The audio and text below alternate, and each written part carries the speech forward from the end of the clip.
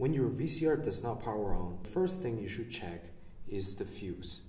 And with this type of older VCR that contains a separate power supply block, if you look at the opening on the side of the VCR, you can see the fuse here clearly from this opening here.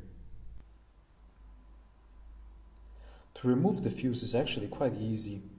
All you need to do is take a smooth screwdriver and gently remove it from the two clips holding it in place by inserting the force upward on one end, and then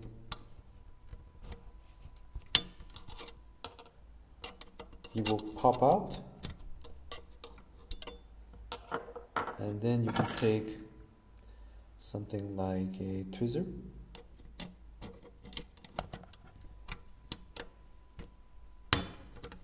remove it. How do you tell if a fuse is good? Just look at the wire inside.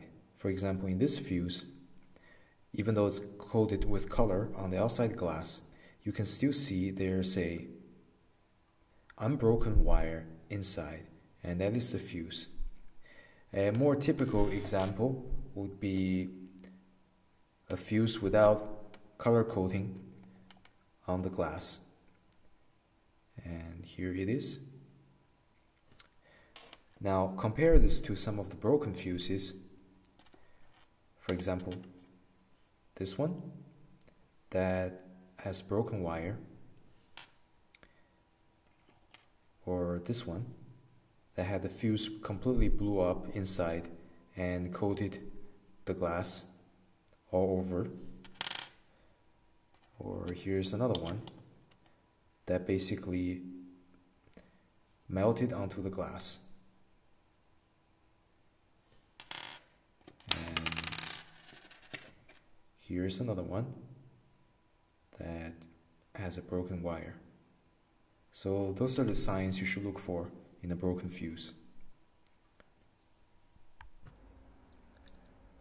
When you need to replace a damaged fuse, you need to replace it with one that has the same rating.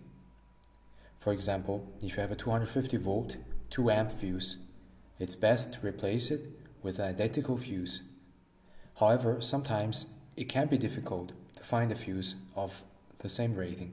You still need to follow at least the current rating on the fuse.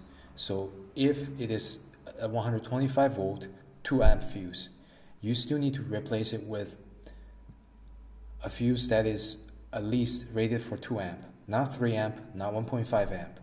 It's okay to replace it with a higher voltage fuse. So if you have 125 volt fuse that uses 2 amp, you can replace it with 250 volt 2 amp, but not lower current or higher current. So that is very important when you replace the fuse. And you don't use a fuse with a lower voltage. So if you have a 125 volt fuse, don't replace it with a 50 volt fuse, even if they are the same current.